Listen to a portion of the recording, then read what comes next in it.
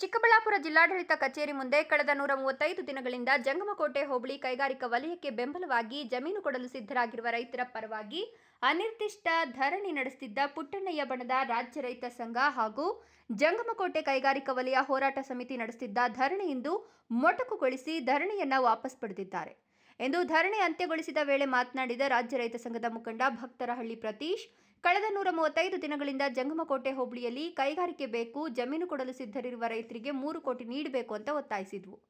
ನಮ್ಮ ಡಿಮ್ಯಾಂಡ್ ಈಡೇರಿದೆ. 17 ಜನ ರೈತರಿಗೆ ಚೆಕ್ ಕೊಡಿಸಿದ್ದೇವೆ. ಇನ್ನು ಕೆಲವರಿಗೆ ಆರ್ಟಿಜಿಎಸ್ ಮೂಲಕ ಹಣ ಸಂದಾಯವಾಗುತ್ತದೆ. ಪಿಎಸ್ಎಲ್ ಕಂಪನಿಗೆ ನೀಡಿರುವ ಸುಮಾರು 500 ಎಕರೆ ವಾಪಸ್ ಪಡೆಯಬೇಕೆಂದು ಹೋರಾಟ ಮಾಡಿದ್ದು, ಸ್ವತಂತ್ರ ದಿನಾಚರಣೆ ದೃಷ್ಟಿಯಿಂದ ನಾವು ತಾತ್ಕಾಲಿಕವಾಗಿ ಧರಣಿ ವಾಪಸ್ ಪಡೆದುಕೊಳ್ಳುತ್ತಿದ್ದೇವೆ ಎಂದಿದ್ದಾರೆ.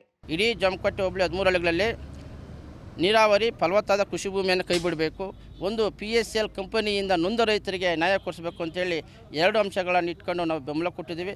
ಅದೇ ಪ್ರಕಾರವಾಗಿ ಇವತ್ತಿನವರೆಗೂ ಕೂಡ ಅವರ ಜೊತೆಯಲ್ಲಿ ನಾವು ನಿಂತು ಬೆನ್ನೆಲುಬಾಗಿ ನಿಂತು ಪ್ರತಿ ಹೆಜ್ಜೆಯಲ್ಲೂ ಕೂಡ ಸರ್ಕಾರದ ಗಮನ ಸೆಳೆದಿದ್ದೇವೆ. ಹಾಗಾಗಿ ನಮ್ಮ ಹೋರಾಟಕ್ಕೆ ಬಂದ ಸರ್ಕಾರ KIDB ಎಲ್ಲ ಕಾನೂನು ಪ್ರಕ್ರಿಯೆಗಳನ್ನು ಮುಕ್ತಾಯಗೊಳಿಸಿ ಇವತ್ತು ರೈತರಿಗೆ ಭೂ ಚೆಕ್ಗಳನ್ನು ಕೊಟ್ಟಿದ್ದಾರೆ.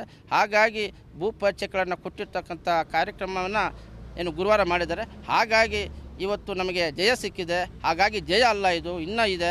ಹಾಗಾಗಿ ಇವತ್ತು ತಾತ್ಕಾಲಿಕವಾಗಿ ಸರ್ಕಾರದ ಗಮನಕ್ಕೆ ಮತ್ತೊಂದು ಎಚ್ಚರಿಕೆಯನ್ನು ಕೊಡ್ತಾ ಇವತ್ತು ಸಾಂಕೇತಿಕವಾಗಿ ತಾತ್ಕಾಲಿಕವಾಗಿ ಪ್ರತಿಭಟನೆ ಕೈಬಿಡ್ತಾ ಇದೆ. ಕ್ಯಾಮರಾಮನ್ ಅಖಿಲ್ ಜೊತೆ KS ನಾರಾಯಣಸ್ವಾಮಿ, ಈ ನ್ಯೂಸ್ ಟಿವಿ, ಚಿಕ್ಕಬಳ್ಳಾಪುರ.